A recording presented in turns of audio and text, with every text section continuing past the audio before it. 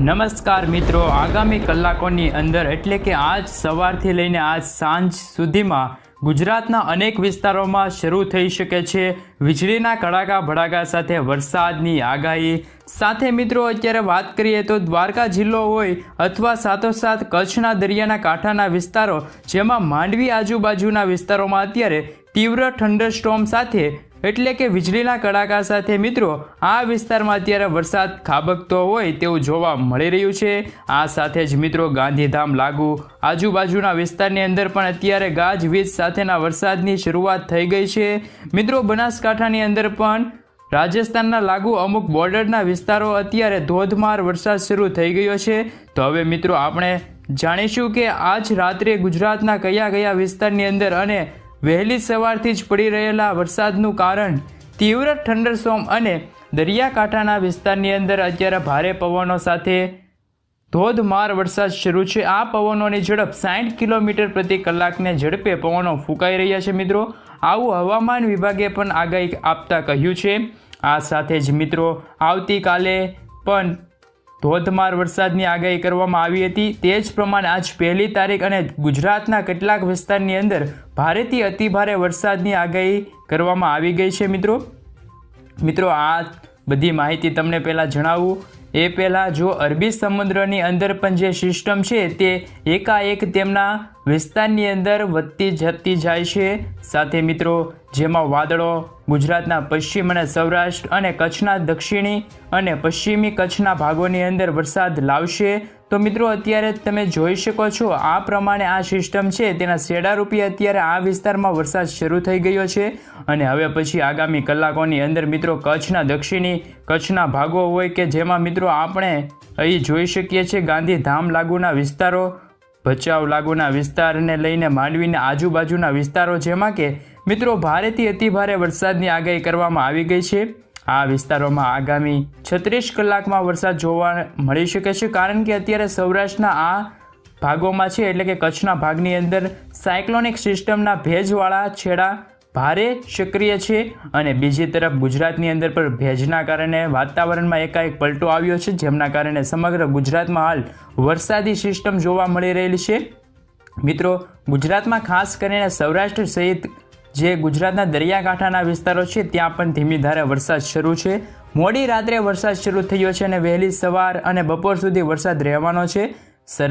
સૌરાષ્ટ્ર સહિત અનેક વિસ્તારની અંદર આજે ભેજનું પ્રમાણ વધતું જશે તેવું લાગી રહ્યું છે મિત્રો, જેની અંદર સૌથી વધારે ભેજ અત્યારે જોવા મળી રહ્યો છે। તો મિત્રો મધ્ય ગુજરાતમાં અમદાવાદ લાગુના વિસ્તારો, આણંદ, નડિયાદ આ સાથે જ સુરેન્દ્રનગરથી લઈને અમુક વિસ્તારોમાં ભેજવાળા પવનો ફૂંકાઈ શકે છે જેમના કારણે વરસાદી સિસ્ટમ પણ જોવા મળી શકે છે। મિત્રો સાથે મિત્રો ગુજરાતની અંદર વાત કરવામાં આવે તો આજ વહેલી સવારથી રાત્રિ સુધીમાં દક્ષિણ ગુજરાતના લાગુ વિસ્તારોમાં છે તે ભારે પવનો સાથે હળવા ભારે વરસાદી ઝાપટા જોવા મળી શકે છે। મિત્રો અમુક વિસ્તારની અંદર રાત્રિ દરમિયાન પણ હળવો વરસાદ પડી શકે છે તો મધ્ય તો પૂરી રાત્રિ દરમિયાન મિત્રો ભારે વરસાદ પણ અમુક વિસ્તારમાં ખાબકી શકે છે, જેની અંદર તમે અહીં જોઈ શકો છો જૂનાગઢના દરિયાકાંઠાના વિસ્તારની અંદર લાગુ જે વિસ્તાર છે અમુક સાથે ગીર સોમનાથ, વેરાવળ, કોડીનાર, ઉના તો બીજી તરફ ભાવનગરના દરિયાકાંઠાના વિસ્તારની અંદર પણ